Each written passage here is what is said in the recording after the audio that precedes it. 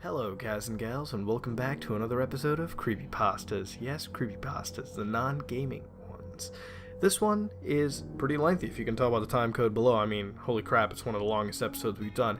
It's called 1999, and it's one of the greatest Creepypastas ever. Trust me, you'll really enjoy this one. Because of its length, we're just going to dive right in. That being said, sit back, relax, and enjoy 1999. The year is 1999. That sentence brings me back to my senior kindergarten class when I was 5 years old, where we used to read out the date on the blackboard every single day. The year 1999 exists as a stain in my mind, however, as a memory that will not go away no matter how I've tried to forget it. 1999 marked the year I lost my first tooth, my first time on a plane, and unfortunately the early loss of my childhood innocence. That one memory that refuses to be wiped, it all started with that new, oral television. At the time, Pokemon was the latest fad to hit the school. Pokemon cards, games, stickers, and the most popular, the TV show. So of course, every time I came home from school, I would stay glued to the TV until Pokemon came on at 5. The only problem was that my dad watched the news at 5:30, and Pokemon episodes were back-to-back, which meant I had to miss an episode every day. Something I whined on and on about. My dad got tired of hearing me complain every day. That must be why he went and bought another television. My dad put the television he bought in my room. Unfortunately, it was just an old, small boob tube, with rabbit ears even. It also had only 20 channels available, not including the channel Pokemon was on. I recall I didn't care though. I was just thrilled I had my own TV in my room. And after surfing through the channels, I came to the conclusion that only Channel 2, TVO Kids, was worth watching. So I watched that for a while. It wasn't for another few months until I discovered Channel 21. One day in April, I was flipping through the channels trying to see if Pokemon was on. I pressed Channel 21 into the remote, hoping that there were more channels, and to my delight, there were. My dad was surprised too, but he let me watch it because it seemed to have kids programs on. The channel was called Caledon Local 21. And later I found out it was indeed broadcasted from the town of Caledon, Ontario, a town very close to my city. The shows I saw on Caledon Local 21 looked poorly made, and I never understood what was going on in them half the time.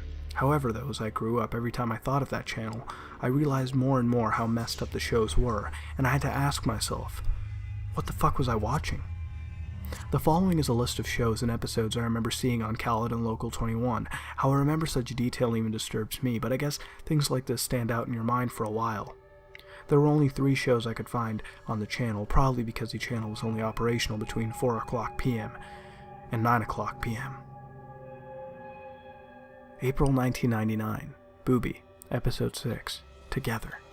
I recall Booby was a show where the characters were simply live-action hands. No puppets or anything, just hands. The show featured a hand named Booby, who found himself in a new situation every episode. The show was only 5 minutes long, and looked like it was shot in front of a damp, decaying wall, with the hands always on a table with a red tablecloth. Very low budget, obviously. This was the first episode I watched. The episode began with Booby trying to get ketchup out of a bottle. It actually showed him beating himself against the bottom of the bottle for a good 3 minutes. Finally, another hand came by and looked at Booby.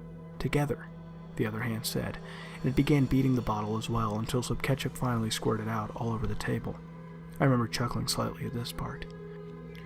Booby then stared at the ketchup mess for a few seconds before turning towards the camera as it slowly zoomed in on him.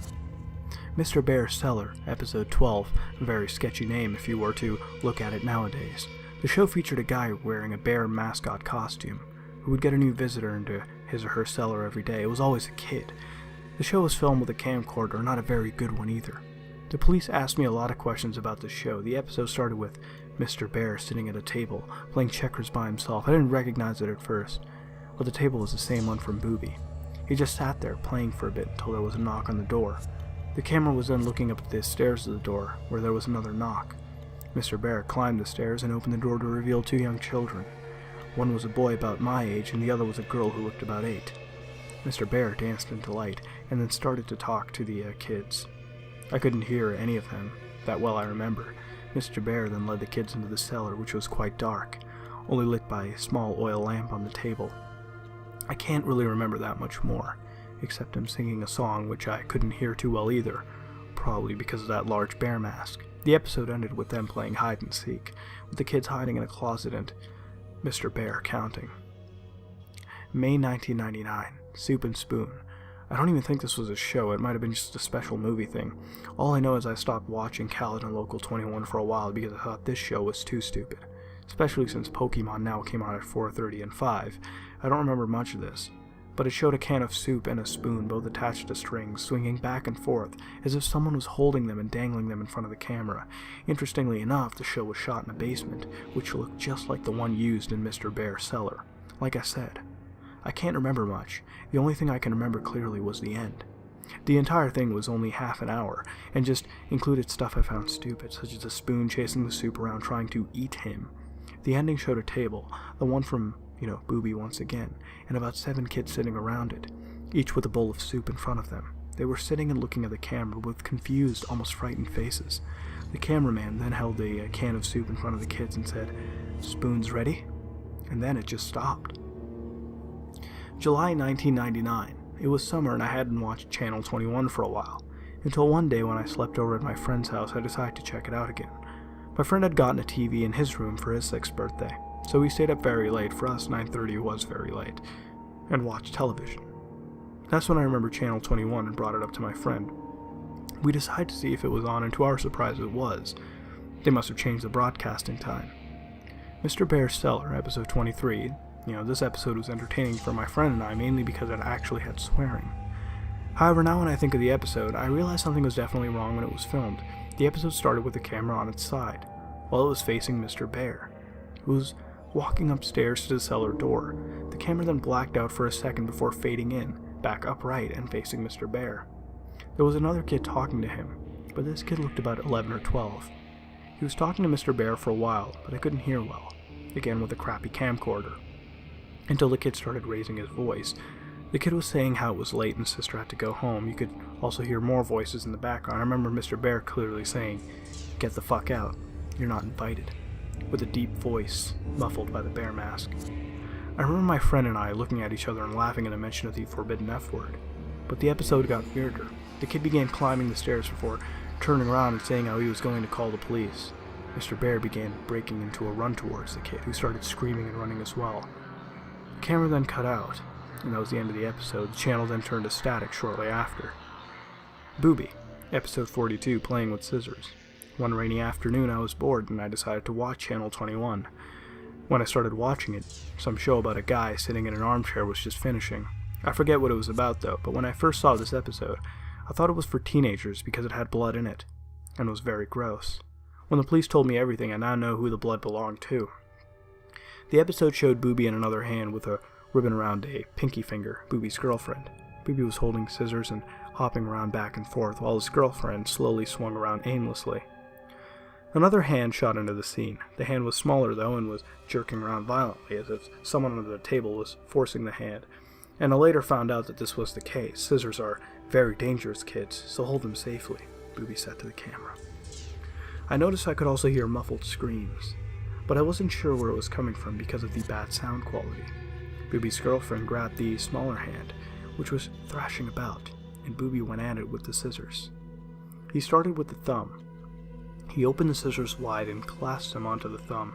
Blood began oozing out, and the muffled screams were now very loud. My 5-year-old self was very grossed out, and that's when I decided maybe Booby was a show meant for teenagers or grown-ups. Then the scissors got to the bone, a horrible crunching noise was heard, and that's when I turned the TV off. I never discussed it with my dad because I feared he would limit my TV time. August 1999. I didn't want to catch Channel 21 after that Booby episode.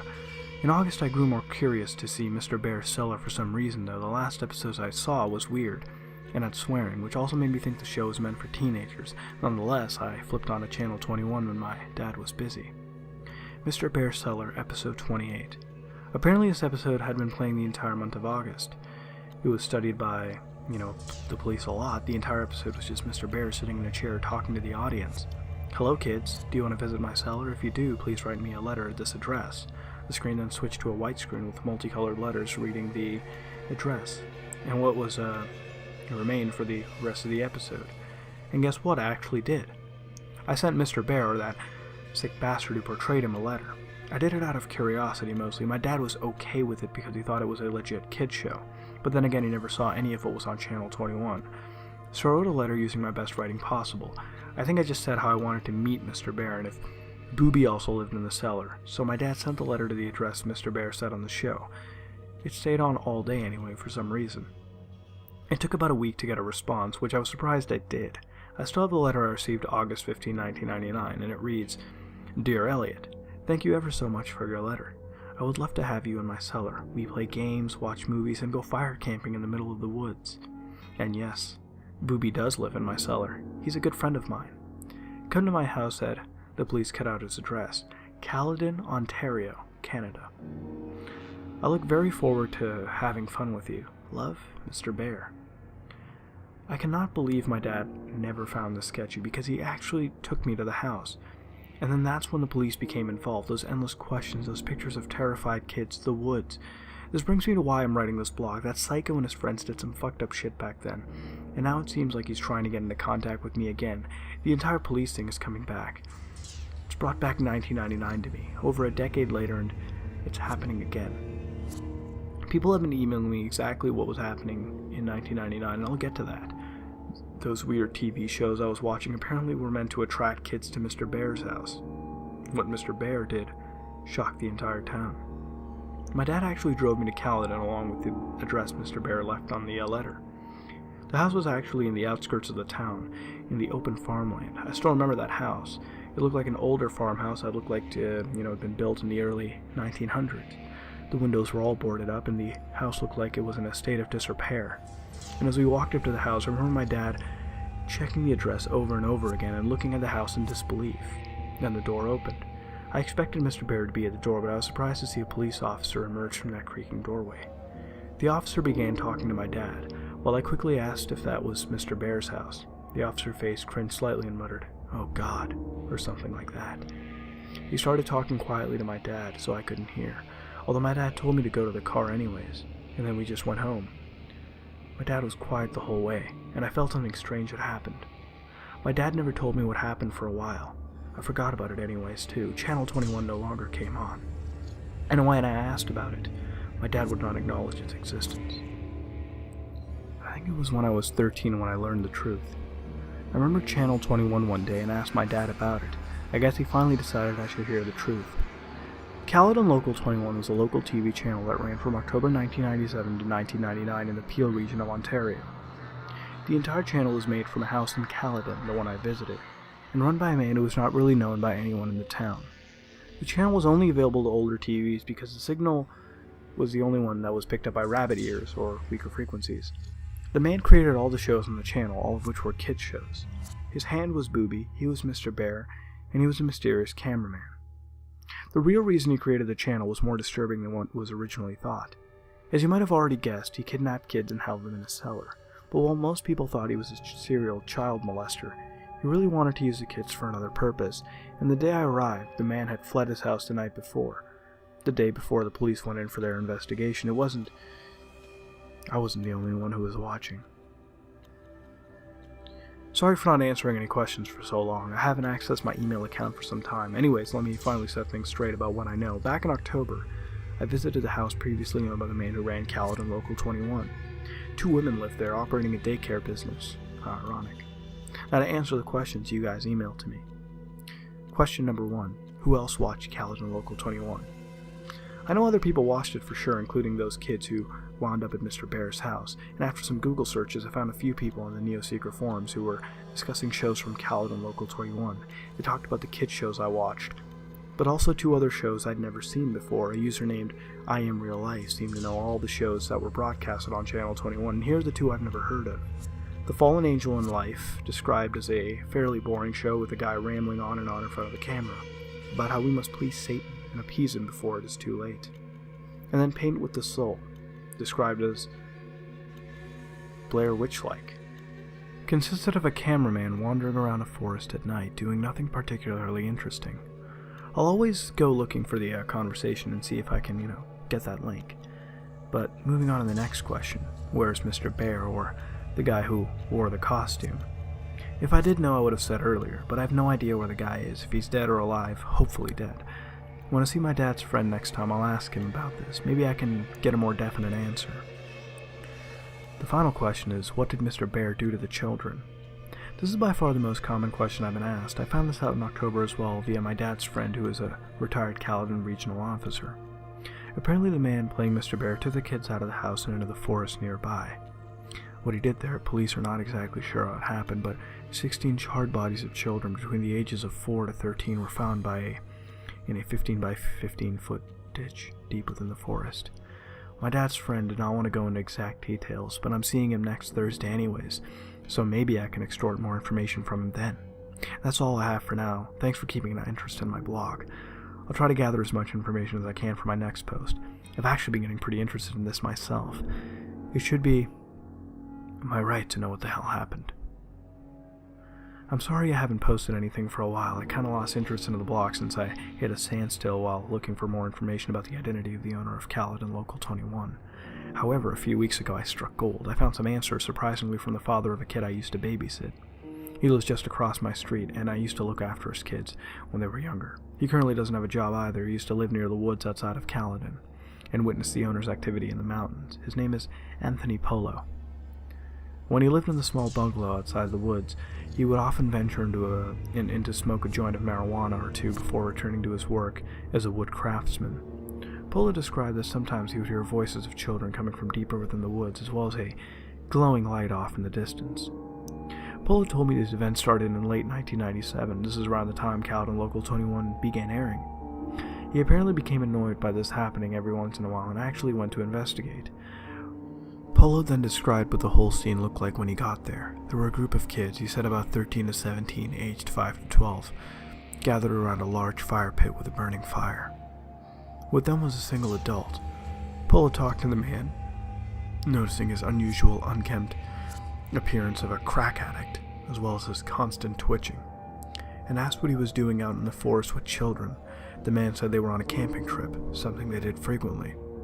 Polo, not suspecting anything, because Caledon is one of the lowest crime rates in Canada, simply left it at that, and told them to be quieter. Polo then paused for a while before telling me that they never became quieter. In fact, sometimes he heard loud chanting from the children in an unknown language. He didn't bother beating the man again, as he was moving anyways. I told Polo that the man was probably the owner of Caledon Local 21, but he doubted it, as he heard that the man was moving to Pickering by several of the residents near the area. Here's what I know now. The man would take kids into the woods regularly for camping. The fire pit Polo described may be the hole the bodies of the children were found in. The children Polo saw are probably the ones found dead. The man moved to a city called Pickering, the smaller city east of Toronto. I'll discuss this with my dad's friend, the ex-cop, and see if this matches anything the police knew about the man. I also want to see if he has any other knowledge of what was aired on Caledon Local 21. Good news, guys. I talked to my dad's friend and he disclosed a lot of information to me. First, I asked if the police had any information on the man who ran Caledon Local 21, and he replied that they have only had the same leads for years and never found a suspect. However, the Peel Regional Police do have some of the tapes found in the house Caledon Local 21 was broadcasted from. He took me over so I could watch a few. I guess I haven't said much about him yet. My dad's friend's name is Mitchell Wilson, a pretty nice guy. He seems to understand my thirst for knowledge on what happened during the late 90s in that house. He feels it was wrong that my dad went so long without telling me much. He took me to the Davis Road Police Station. If you don't know, it's the largest station in Caledon, and one of the largest within the Peel region itself. Each of the main stations around Peel have some of the tapes. The Davis Road Station has 3, and I got to watch all of them. Unfortunately, I wasn't allowed to take any home for obvious reasons. Booby Episode 2, Friends Are Like Flowers, was one of the first Booby episodes ever made. The camera quality looked crappier than usual, possibly an even old camcorder, but the scene was set in the same place as the Booby episodes usually took place. I recognized it instantly. The episode began with Booby swaying back and forth contently for a few seconds before another hand entered. The other hand was much smaller, looking as if it belonged to a young child. The smaller hand eagerly began bouncing around before sliding up to Booby, bringing its fingertips together to kiss Booby, and after a few seconds, Booby grabbed the smaller hand and squeezed it tightly, and this continued for at least 10 seconds before the camera slowly panned left until the hands were out of sight. The camera continued panning until it showed a wilted daisy lying by itself. The camera then zoomed in on the daisy slowly laying as a little girl's voice became audible saying, "Friends are like flowers in the garden of life." The episode then ended. Paint with the Soul, Episode 10, Garbage Thrown Away. Paint with the Soul is one of the shows that I Am Real Life and Ziggy 92 discussed on Neoseeker. I told the police about this and they informed me that 12 episodes of the show were made and broadcasted between December 5th, 1997 and January 8th, 1998. Exactly as they described it, the episode opened with a cameraman wandering around in a forest. It appeared to be during the evening as it seemed the sun was setting. The cameraman walked along a path until he got to an area where there was a lot of garbage laying in the leaves. The camera looked around at the various wrappers, bottles, bags, and boxes, making sure each item got a few seconds of screen time. The camera then focused into a large area before the man spoke. I recall he spoke in a very timid, quiet voice, and I swear I've heard it somewhere else before, like on another Khaled and Local 21 show. I could barely hear what he was saying, but he mainly talked about how humans are garbage, or something that had to do with saving ourselves by cleaning up the garbage, which would be us. It actually sounded really stupid, but still, a feeling of dread came over me, and I mean the forest was possibly where the bodies were found, right? Mr. Bear's Cellar, Episode 25. When the police administrator brought this tape in, I actually said, "Oh shit," and chuckled a bit out loud. Of course I got stares from the staff, but Wilson explained to them about my little experience with Mr. Bear, and how I still kept the letter he sent me. Like the previous episodes, this one included a guy wearing a bear mascot costume. The episode began with Mr. Bear waddling over to the red cloth table with a bottle of orange juice in his hand. Pause. On the table were 16 shot glasses, as well as a small bottle that contained an unknown liquid. Mr. Bear poured an equal amount of orange juice into each glass before opening the smaller bottle and depositing one drop into the glasses. Mr. Bear then went off camera, and there were some minor sounds such as shuffling, and then Mr. Bear emerged from behind the camera's location. Following him were 16 children. Some looked as young as 4, others looked like they were practically teenagers. And as the children entered, the administrator commented that this is the only episode that showed all 16 victims. The kids all looked rather content, except for this one who had visible bruises on his face. And unlike the other kids, he had a more fearful expression. He also looked about 11 to 12, which caused me to recognize him. It was the kid that asked about his sister, and subsequently met an unknown fate at the end of episode 23, the one episode I watched during July 1999. When I told the administrator this, he confirmed it was the same kid. He was also featured in episode 24, an episode that only aired once at 3 o'clock in July 1999. The police still have not found the tape. Mr. Bear then broke into song, singing about circus fruits and how good vitamin C was for you. I could barely hear the lyrics as they were muffled by the bear mask. The kids all drink their juice, one from episode 23, and the episode ends. And after viewing the 3 tapes in possession of the Davis Road police station, I'm satisfied. But only temporary. I still want to know the full story. The police just keep giving me the same crap about the creator of Khaled and 21 being a fetishist pedophile, as well as an apparent cultist. I'll sign off for now. Get into university first, get information later. Hopefully I'll get back to this blog as soon as possible. April 17th, I finally got my G2 license. In Ontario, Canada, this allows you to drive a car by yourself, as well as with some passengers after 6 months. I of course took advantage of this and drove into Caledon for a little Sunday drive. Since I haven't updated this blog in a while, I figure I might as well visit the house where the infamous channel of my childhood was located. The house looked different than when I saw it last October. The place was no longer used as a daycare and just sat there abandoned. However, it did have a for sale sign showing that someone still owned it. I wanted to get rid of it though. The abandoned house drew fuzzy memories from my mind, mainly the day my dad took me to visit Mr. Bear. A feeling of dread came upon me. What happened to the children while they were living in the house? I walked up to the steps in the front door and peered through the window. Inside I could see a near-empty hallway with a few boxes in the end. And in the end of the hallway to the right was an open doorway, presumably leading to the kitchen. To the left were 2 doors, but apparently leading to the rooms visible through the windows outside. I wondered where the cellar entrance was located and whether it had been sealed up. I walked around to the back of the house and found my answer. 2 wooden doors lying at an almost flat angle were padlocked shut. This had to lead to the cellar. Not wanting to hang around, you could imagine what was going through my mind at the time. I departed. Beyond the house, the empty field continued on until I reached a dense forest that lined the horizon. I wondered if that was a forest where the bodies of the children were found. I thought to myself, fuck it, and proceeded to walk across the field behind the house into the forest. The forest was oddly quiet, save for a few periodic sounds of a woodpecker drilling into a distant tree. I cautiously made my way deeper into the forest, not really caring about the fact that I had no idea where I was going. I don't know how to explain it, but it felt like there was something I had to find. I came to a thinner part of the woods, and a few small houses in the distance. Paulo's house crossed my mind, and I wondered if one of these homes had belonged to him. I neared a small clearing in which I could see 3 adequately sized logs gathered around a black charred area, showing a small fire had been lit there recently. "Hey, get the fuck out of our fort!" Those words nearly gave me a heart attack. I turned to my left and saw 2 dark-clothed people running towards me. My initial thought was to run. However, as they came closer, they were really just kids in their early teens, possibly 13 or 14, maybe 12. And as they approached me, they realized my size as well. I'm 6'1". While they could have been no bigger than 5'8", one might be 5'7", we said, "Get the fuck out," the larger one, who was wearing a slipknot shirt and had said half-heartedly. I stood my ground and shrugged. The shorter one, who was wearing a Metallica shirt, swung out with a butterfly knife and held it in my direction. "No, you wouldn't want to," I said in a deep, serious tone, trying to sound as badass as possible. I pulled out my cell phone.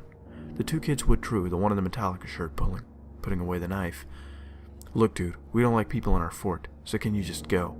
the one in the slipknot shirt said. Obviously intimidated. I had no business in the forest anyways, so I uttered out a simple, "Fine," and turned out, before I realized I had a great opportunity.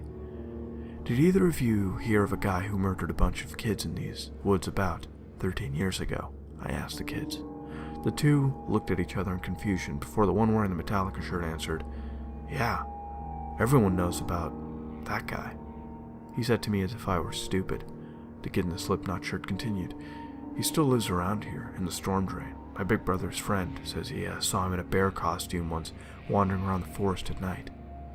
My instincts told me this was probably a lie, as the owner of Caledon Local 21 is probably long gone, only existing as folklore in the smaller isolated community.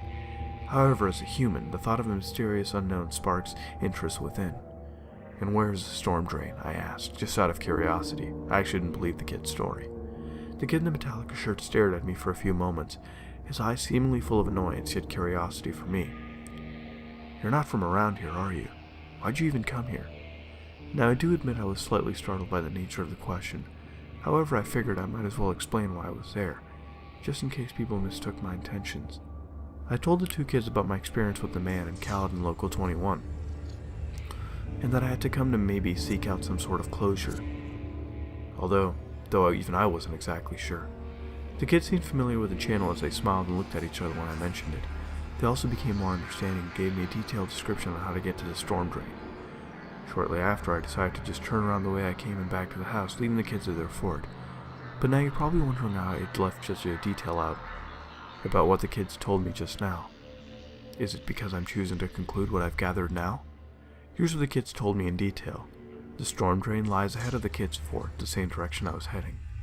The drain ends at a small river, where excess water is drained out. Near here is a small playground. The kids told me people rarely use it.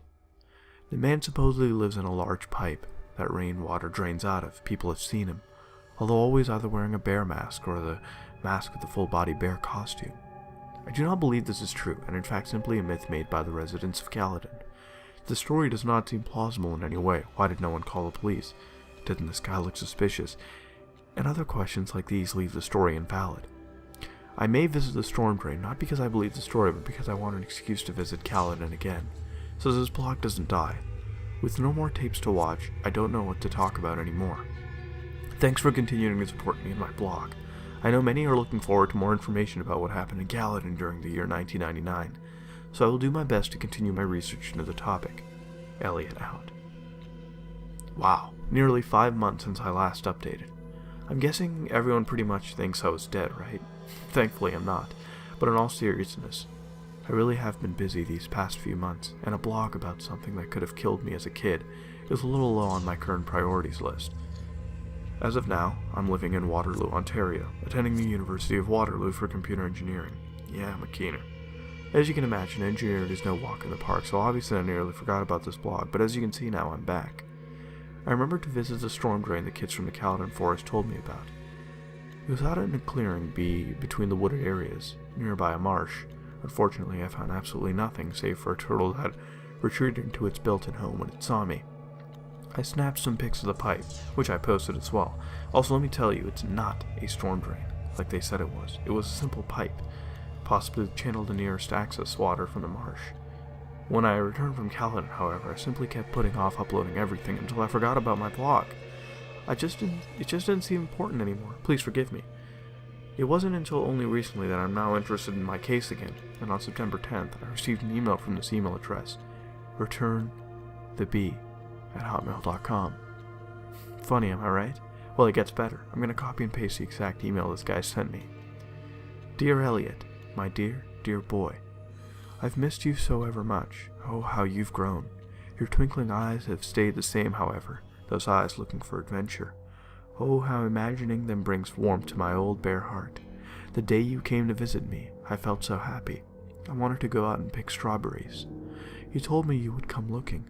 Oh yes, he told me you would come looking. Now it'll be soon. You won't be so lonely soon. I'm ever so sorry. I couldn't say hello when you came to visit, not once, 2 times. Do not fret, however. You will soon finally get to play with the other children. I will try making my cellar even more cozier than before. 100 fuzzy hugs, Mr. Bear. Now obviously this letter is fake, but still I'd like to thank whoever sent it. Just reading it creeped me out, but because of it, I'm now full of this new interest to continue my blog. I guess it's just trying to pursue the mysteries I've always questioned. Now my roommate knows about all this. He thought the letter was real. He actually seemed more scared than I was for a second, but then I shrugged it off, and so did he. I mean, what are the chances of it being real? How would Mr. Bear know when I went to Caledon on those occasions, more or less know my email, or me still be interested in his cellar?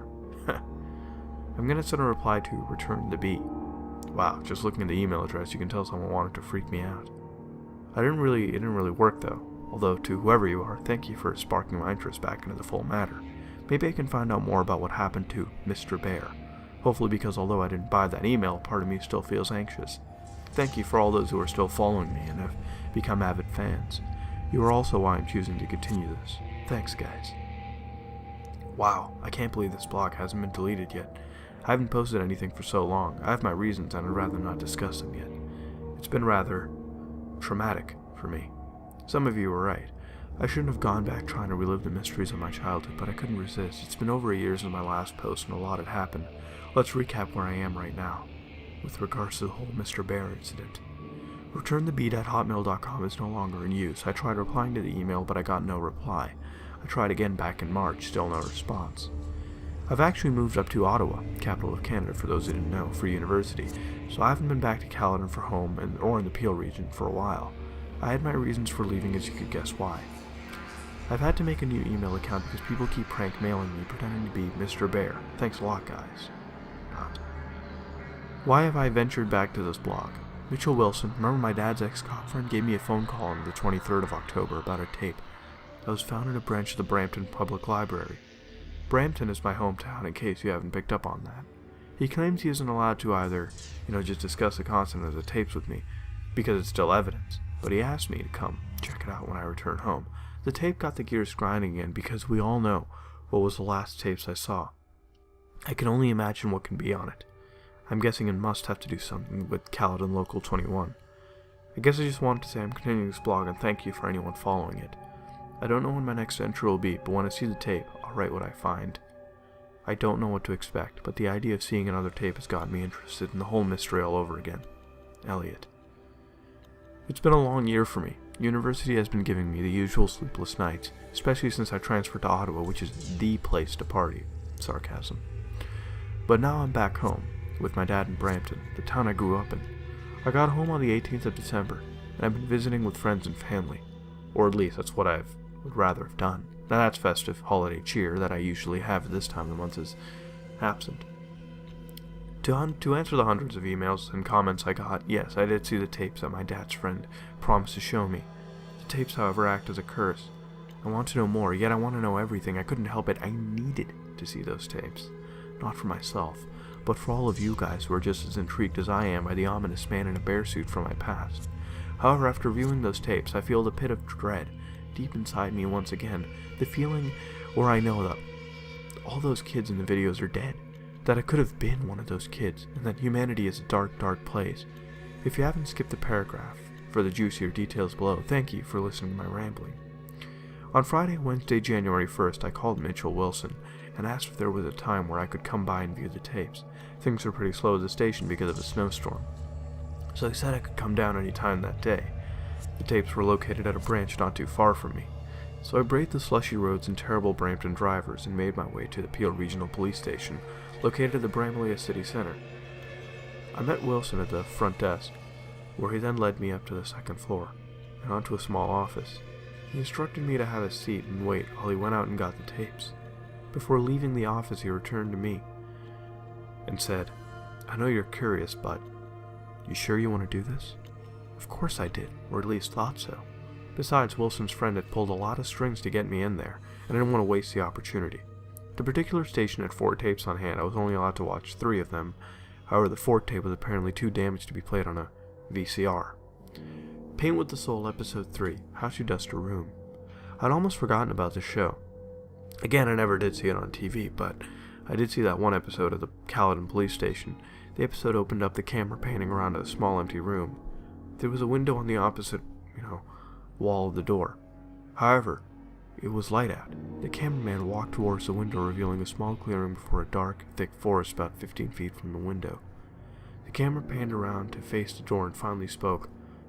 Today, I'm going to show you how to properly dust a room." I recognized the cameraman's voice from the same before, quite timid, only this time with a clear stutter. Now, here's where things got weird. The cameraman aimed the camera at his feet, revealing a metal broomstick, and grabbed it with his free hand. His hand was that of a white male, so it was easy to see the fresh, bright red blood that covered it. The man then explained that in order to get the room nice and dusted, you had to make sacrifices. And with that, the man began to smash the white plastered ceiling with the broomstick. Since there was a significant hole in the ceiling revealing the wooden slats that made up the roof, the floor was now pretty messed up with chunks of ceiling littering the floor, as well as a coating of plaster from the ceiling. The man aimed the camera at the floor and began to smash larger pieces with his feet. The man then backed up to the door and the camera showed the mess he had created. And now the room is... And the episode just ended before he could finish. Barry warned me the next 2 tapes were more disturbing. I insisted to keep watching through the voice, but a voice in the back of my head just told me I shouldn't. But I did. Booby, Episode 30, Children of the Light. It was Booby, one of the shows I had actually watched as a kid. I'd never seen this episode before, and I wished that were still true. The episode opened up the same way every other episode I'd ever seen. The single adult hand Booby was rocking back and forth, and after a few seconds, Booby turned to the camera and said, "Songs are sung the best when sung by children." The hand then disappeared out of view below the table. After a few more seconds, suddenly, the picture cut to outside, aiming at a bonfire in a small pit. It was night and appeared to be in a small clearing in the forest, although it was hard to tell because of the camera quality. The camera then zoomed into the fire, which was burning fairly steadily. Suddenly, a human hand was forced into a fire by a pair of adult human hands. The hand was small, presumably belonging to a child, and was being held firmly in place by 2 larger hands. Sound was absent for the first few seconds until a song began playing. The song I recognized from my childhood. I would sing it in church or at school. I went to a Catholic elementary school. If you didn't know, here's a link to a YouTube video. The song began playing as the hand was being held in the orange flames. It continued as the hand struggled to escape the larger hand's grip. It continued as the flesh of the hand began to turn beet red and peel away. It continued as dark smoke began rising from the hand. It must have taken only a few minutes for the hand to become blackened, save for the few instances of white bone visible underneath the charred flesh. Fuck. It's burned into my mind. The hands now limp, no longer moved, and the episode then ended. Finally, episode 30, Mr. Bear's Cellar. Never ceasing to disturb me, especially after what happened when I was younger. The episode took place outside in a forest at dark, making it slightly hard to see, especially considering the quality of the film, a trademark of anything from Caledon Local 21. The episode started with the camera being held in the paws of Mr. Bear, aiming it at himself. The bear mask, it looked more sinister in the shadows of the trees. The unmistakable muffled voice spoke up. "Hello, children. Today, I'll be doing a wonderful thing for my friends. I'll be delivering them to a faraway land, where they will surely be happy." Mr. Bear turned the camera around to show an ATV with an attached trailer, but what stood out the most was that the trailer contained 7 motionless children lying side by side. This here is the first load, but soon there will be more on the way. Mr. Bear turned around and pointed the camera at a large burlap tarp spread on the ground. He picked the tarp up, revealing a large hole that must have been at least 12 feet deep and maybe about 15 feet wide. The rest of the episode consisted of Mr. Bear taking each kid and dropping them into a hole. I asked Wilson if they were dead, to which he shook his head and replied, "Not yet." Soon all the kids were in the pit. Some were in awkward positions due to being tossed in, but they remain unconscious. The vitamin C will surely help these children on the great journey that awaits them, Mr. Bear mentioned as he panned the camera towards multiple bottles of gasoline beside a bush. The camera zoomed into the bottles as Mr. Bear hummed before the episode ended. Wilson revealed to me that there were 7 of the 16 victims found burnt to a crisp. That gasoline is what the man playing Mr. Bear used to light them on fire. A pit full of burning children. Who the fuck would do that? The feeling of dread found me once again when I realized I could have been one of those kids. Wilson then explained to me that he had previously lied in the forte owned by the Bramelia police branch did indeed work, and contained the filming of an actual burning. However, he felt that I wouldn't be able to handle the disturbing or graphic nature of the episode, and you know what? Maybe I can't. I don't even want to see it, I'm satisfied.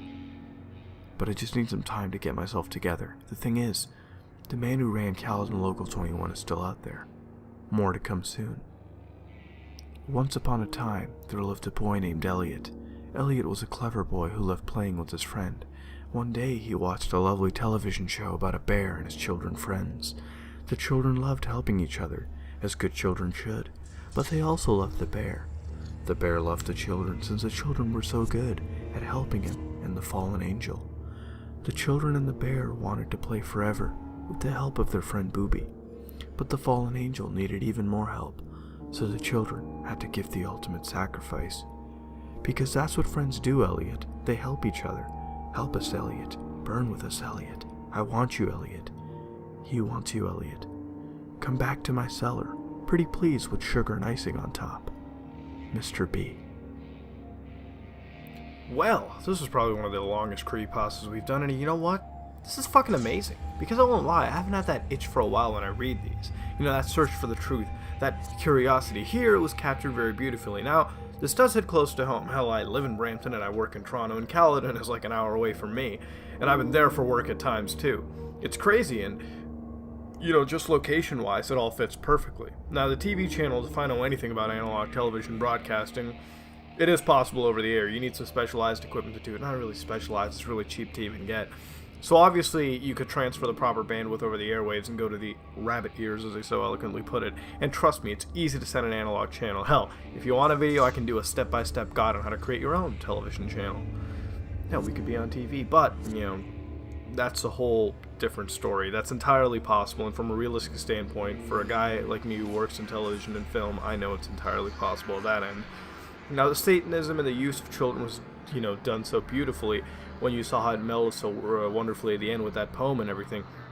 And the whole experience is just a scary thought. Maybe this community in Caledon does hide this bear, and, you know, this is a dark secret, but that's, again, pretty far-fetched because the people living there are super nice from my personal experience.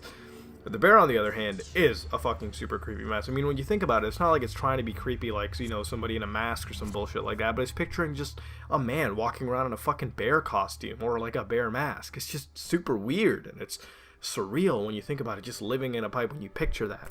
Now, the lack of info also, you know, makes sense. Unlike the States, Canada's a little behind in the TV sector. Now, today we've all caught up, but this is, again, back in the day, and even then, the desire for sensationalism in Canadian media is not so high as it is, you know, in other parts of the world. So it does make sense why it's not really there. Now, emails are sent later, and people are met who've, you know, seen Mr. Bear. So what doesn't make sense is that there's no desire to track the emails if you're really all interested in it, or really a rush to further pursue the, you know, alleged people who've seen the fucking bastard. And even after all this, if this were to exist, there should be some articles on it with legitimacy, which I don't see. But this is a creepypasta, so thank the Lord this never actually occurred. Maybe it did, I don't know, hopefully not. But that being said, I won't take up too much of your time, and I'll ask, like I've always asked, is what would you rate this and what would you change to make it better? This has been another episode of Creepypastas, and if you like what you saw, then like, comment, and subscribe. This is me, Mudaharn. I am out.